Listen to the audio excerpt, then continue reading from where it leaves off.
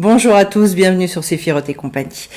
J'espère que vous allez tous bien et je suis très heureuse de vous retrouver donc pour la prochaine nouvelle lune. Donc un prochain renouvellement, quelque chose qui va imprimer du nouveau dans notre vie. Donc on va voir de quel type. Cette nouvelle lune a lieu donc le 4 août, donc dimanche. Je précise d'ailleurs à ce sujet que il y aura, si j'ai suffisamment de monde parce que ce sont les vacances, eh bien je ferai en début d'après-midi à 14h30 un tirage pour la nouvelle lune pour ceux que ça intéresse. Et donc, n'hésitez pas à vous renseigner sur sephirothsetcompagnie.com. Alors, je vais résumer un petit peu la situation en sachant qu'on commence donc nouvelle lune dans le calendrier hébraïque, démarre le mois de Av. Qui est un mois un petit peu comment dire, un mois de renouvellement. Ici, ce que l'on constate en fait, pour moi, c'est une sortie des illusions. C'est à un moment donné une espèce de coup de pied aux fesses. Je peux pas rentrer dans tous les détails, mais le mois de Av va correspondre un petit peu, et le tirage nous le montre, à la carte de la maison Dieu, en fait, dans les lames majeures du tarot, c'est-à-dire, une grande sortie d'enfermement à un moment. Si je prends mes deux lettres ici, Nun, Chet, d'abord, le Nun, et j'ai un Nun Sophite qui me montre que j'ai besoin d'aller rechercher dans des choses relativement profondes, où il va falloir que je révèle quelque chose qui est de l'ordre des profondeurs. Je retrouve d'ailleurs ma carte de la révélation ici. Et donc, en fait, c'est une carte de réversibilité. C'est exactement ce que je vous disais pour ce mois de Av qui démarre, c'est-à-dire, à un moment, quelque chose qui peut être complètement bouleversé, chamboulé, et donc donner l'occasion de repartir sur une autre construction. C'est d'ailleurs historiquement un mois qui est un mois dans le calendrier hébraïque, dans l'histoire même hébraïque, un mois de destruction qui appelle à une reconstruction. Et donc en fait, c'est aussi un mois de je dirais au niveau du mental, on va le voir, un mois où on peut pas mal travailler. Alors je précise également que sur ce mois de Av, il y a une chose particulière. On a à travailler aussi pas mal avec trois sens. D'abord le sens de l'ouïe, ensuite le sens de D'abord, oui, enfin, peu importe l'ordre. On va dire l'ouïe, le regard et la parole. La manière dont on va écouter les choses, et on va le retrouver ici, la manière dont on va regarder les choses, et là il y a un grand renouvellement aussi, et la manière dont on va en parler. Je vais retrouver la carte du verbe. Le but étant d'aller, on le voit ici, vers une matérialisation des choses que vous voulez voir advenir. Donc c'est une sorte de tirage qui vous donne le cheminement pour accéder à ça. La lettre Nun, je vous disais, elle vous dit, il y a une réversibilité des choses. On peut retrouver une forme de fécondité, à condition effectivement de ne pas refuser le changement, à condition aussi d'accepter notre réalité. On va y revenir. Pour aller vers la lettre Chet, et la lettre Chet, c'est la lettre de la vie. Donc, ça nécessite d'accepter ce mouvement permanent, de s'adapter justement aux situations qui sont fluctuantes, qui sont changeantes, et finalement de jongler en permanence et de surfer sur tout ce qu'on est amené à vivre et de réussir à relever le challenge de répondre positivement à toutes les opportunités de la vie, voilà, qu'elles soient d'ailleurs, qu'elles nous paraissent négatives parfois ou positives de la même manière. Alors, je démarre sur la carte de la réalité en sachant que, comme c'est au niveau du Keter, ce qu'on est en train de nous dire, c'est qu'il y a un retour. C'est comme si on nous disait pap, il faut revenir là à où on en est de manière très spécifique. S'inscrire dans la réalité, c'est s'éviter tous les fantasmes.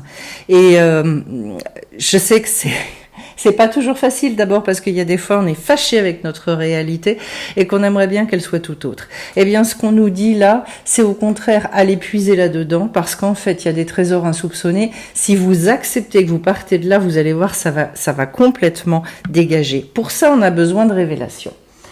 Ça se passe au travers donc de la Chorma, de la sagesse, c'est-à-dire, et c'est là où je vous dis, il faut entendre et voir les choses complètement différemment.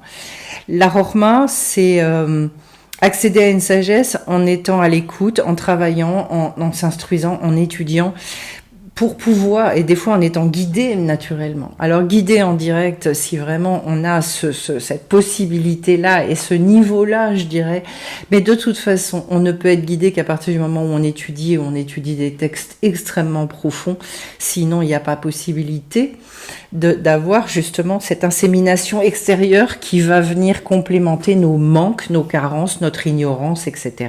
Ensuite, en face, au niveau de la bina, donc de l'intelligence, j'ai la carte de la paix. La paix en hébreu, ça se dit shalom, qu'on peut aussi prononcer, qui est proche du mot shalem. Ça veut dire qu'il faut avoir un intellect, un mental qui est entier, qui est plein.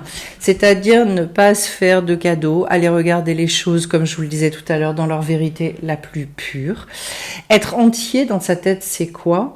Ça veut dire que, en fait, on n'a plus peur des choses, on accepte nos réalités, même des fois quand on se déçoit nous-mêmes, quand on connaît nos qualités, nos défauts et qu'on est entier avec tout ça.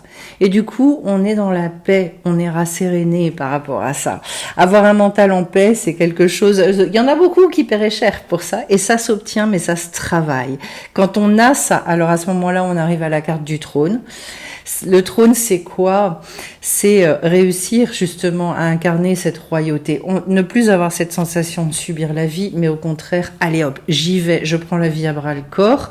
On peut un peu comparer ça à l'as de bâton, c'est-à-dire une espèce d'énergie vive, un élan dans la vie. On retrouve justement, qui est très en lien avec la confiance qu'on lui accorde.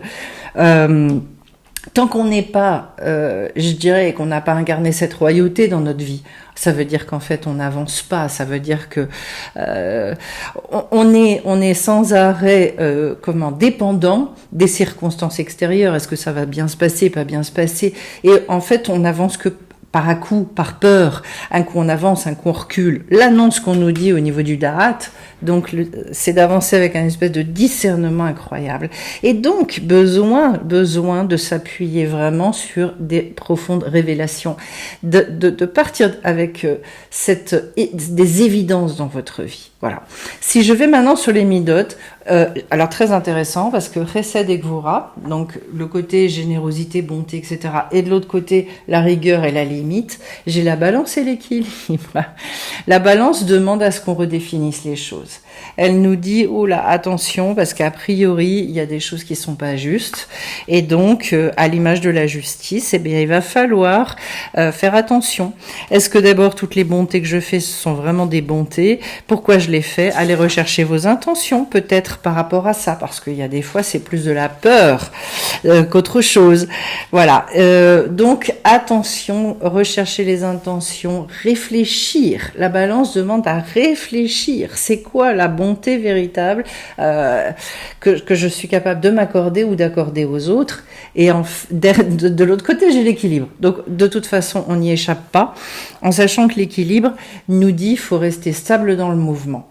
On en parlait du mouvement, c'est-à-dire, quelles que soient les circonstances, je continue à mettre les limites que j'ai décidé de mettre.